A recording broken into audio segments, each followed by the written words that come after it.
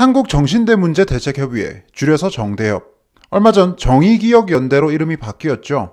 이 정대협, 정의연과 관련된 논란이 끊이질 않고 있습니다.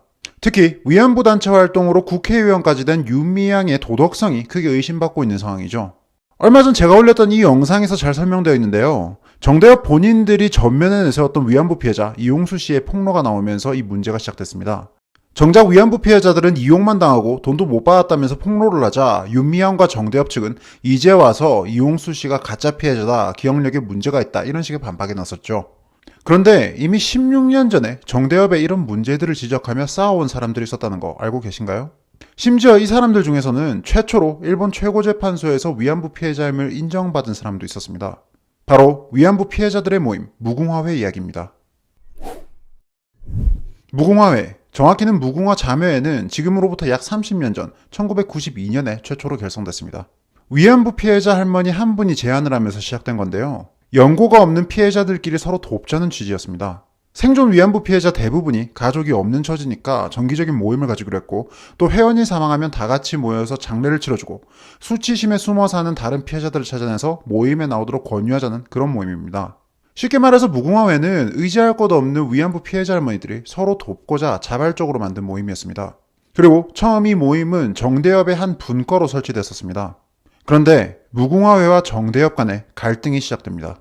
1995년 8월 15일 일본의 전후 50주년 종전기념일에 아주 중요한 사건이 벌어집니다. 당시 무라야마 도미이치 일본 총리가 일본 식민 지배에 대해서 공식적으로 사죄합니다.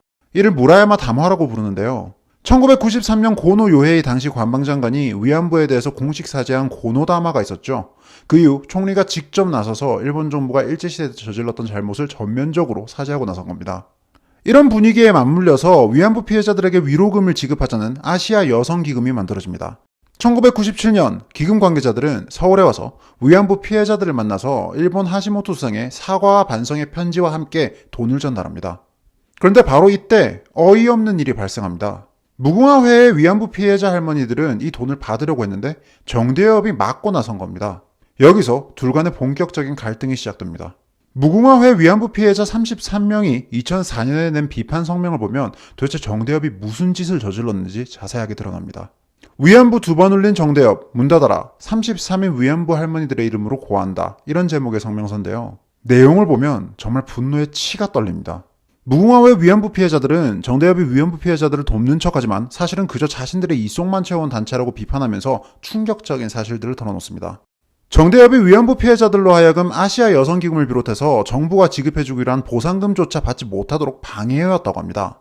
아시아 여성기금을 받으면 공창이다, 이런 충격적인 발언까지 했다고 하네요.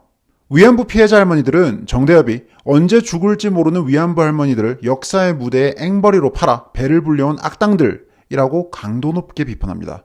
위안부를 팔아서 자신들만 부귀영화를 누리고 각종 편법으로 정부 지원금 등을 타내서 국민 혈세를 축내고 돈을 받으려는 할머니들을 공창으로 매도하거나 돈을 받지 못하게 방해하고, 정대협 간부들이 할머니들을 팔아서 정치권에서 한 자리씩 하는 동안 할머니들은 생계가 어려운데 도대체 성금이나 모금액은 다 어디로 간 거냐고 위안부 피해자들은 그렇게 분노합니다. 이런 취지의 내용은 정대협 활동을 했던 김정란 씨가 2004년 이화여대에 썼던 박사 논문에서도 드러납니다. 위안부 피해자들이 위로금, 보상금 등 돈을 받고 여생을 편안하게 살고 싶어 하는데 정대협에서 회방을 놨다는 겁니다. 돈을 주지 말라고 일본 측에 소문을 퍼뜨리고 심지어 위안부 피해자들에게 돈을 받으면 환양년이라는 폭언까지 했다고 합니다. 정대협은 위안부 피해자들이 일본으로부터 돈을 받을 경우 위안부 운동이 파국을 맞이하게 될 거라는 위기감을 느꼈다고 합니다. 결국 자기들의 위안부를 이용해 정치활동을 계속하고 싶어서 일본으로부터 위로금을 받으려는 위안부 피해자들을 계속 겁박했다는 거죠.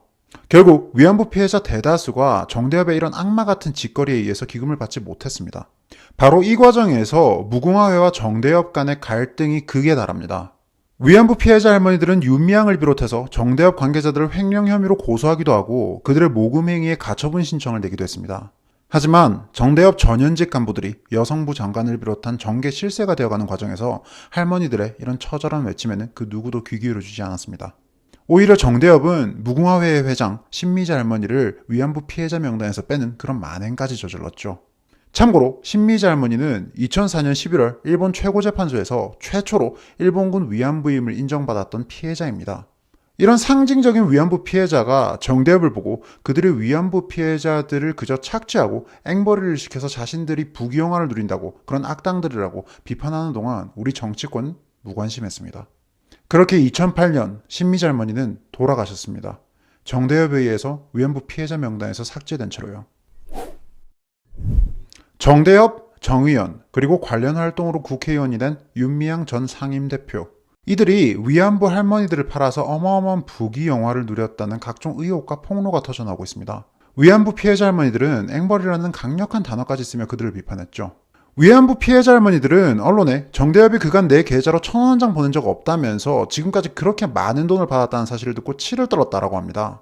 피해자의 자녀들도 계좌를 꼼꼼히 살펴봤지만 정대협이나 정의기억연대 명의로 입금된 내역을 한 번도 본 적이 없다고 하네요. 이 말고도 정대협, 정의연의 각종 횡령사기 혐의들이 곳곳에서 드러나고 있는데요. 회계 자료만 보더라도 의심스러운 것들이 한둘이 아닙니다.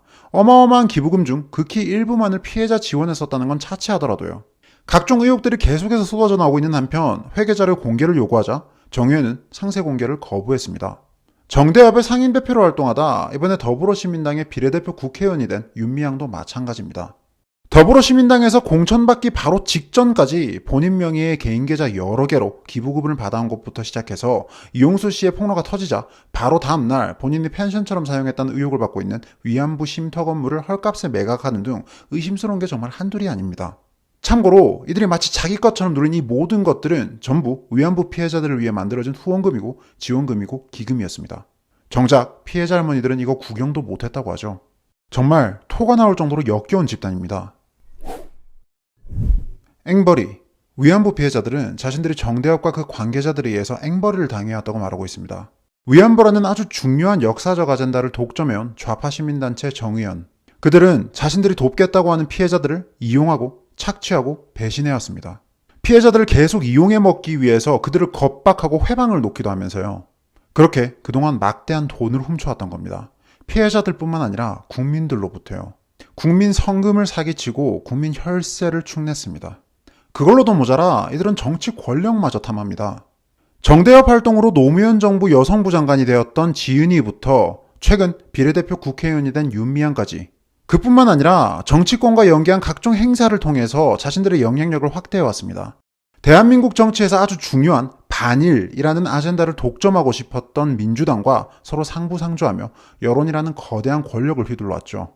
본인들을 비판하는 상대를 친일파, 토착외구 등으로 매도하면서요. 과거 일제의 나라를 팔아먹었던 사람들, 그리고 오늘날 일제에 의한 피해자들을 팔아먹고 있는 사람들, 이들이 과연 어떻게 다른 걸까요? 이런 악마들이 감히 정의와 인권을 이야기하며 위선의 가면 뒤에 숨어 온갖 부귀영화를 누리고 있습니다. 자신들이 앵벌이로 착취한 위안부 피해자들이 절망하고 있는 동안에요. 문제 해결에는 관심이 없고 그저 피해자들 더 오랫동안 이용해 먹을 생각으로만 가득합니다.